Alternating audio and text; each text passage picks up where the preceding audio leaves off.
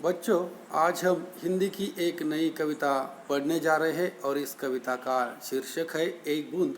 और इस कविता के कवि है अयोध्या सिंह उपाध्याय हरि औध। चित्र में आप देख सकते हैं कि एक नन्ही बूंद है जो काफ़ी डरी हुई है। संसार का कोई भी प्राणी जब अपना घर छोड़कर बाहर निकलता है तो क्षण भर के लिए वह बहुत ही घबरा उठता है। ठीक यही घबराहट का भाव इस कविता की नन्ही बूंद में भी दिखाई देता है। साहस, संघर्ष और सकारात्मक सोच दर्शाने वाली यही कविता बहुत ही प्रेरणादायक है। तो चलिए कविवर अपनी इस कविता में क्या कहते हैं। जो निकल कर बादलों की गोद से थी अभी एक बूंद कुछ आगे बढ़ी।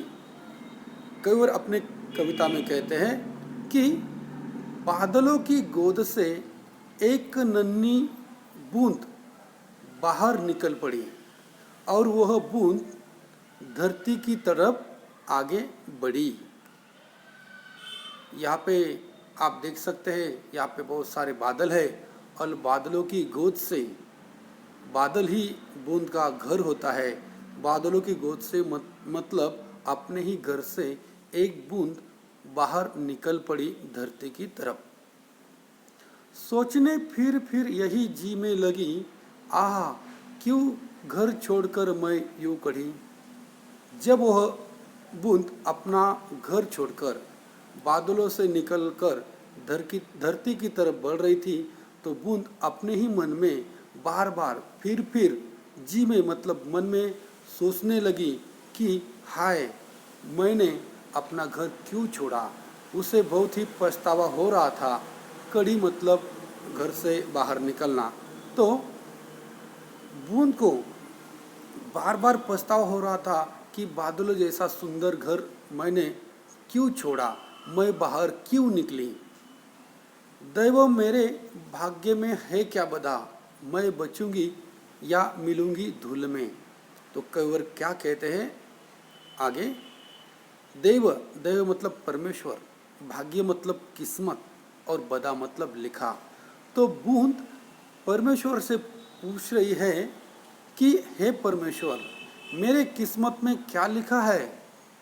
मैं ज़मीन पर तो जा रही हूँ लेकिन मेरे किस्मत में क्या लिखा है। मैं ज़मीन पर जाकर बचूंगी या ज़मीन पर जो धूल होती है उस धूल में मैं गिरकर समाप्त हो जाऊंगी।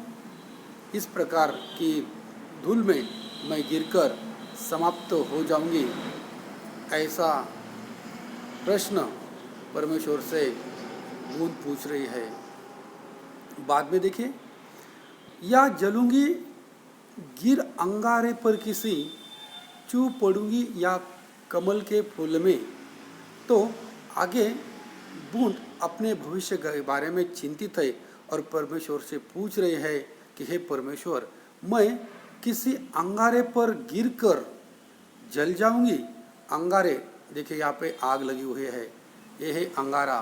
तो अंगारे पर गिरकर कोई भी चीज़ जल जाती है, तो इसी प्रकार अंगारे पर गिरकर मैं जल जाऊंगी या फिर कमल के फूल में मैं गिरूंगी। यहाँ पे देखिए कमल का फूल है। चिंतित है बूंद अपने भविष्य के बारे में।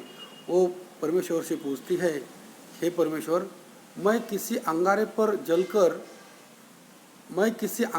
गिरकर जल जाऊंगी या फिर कमल के फूल पर गिरूंगी, ये मुझे पता नहीं है।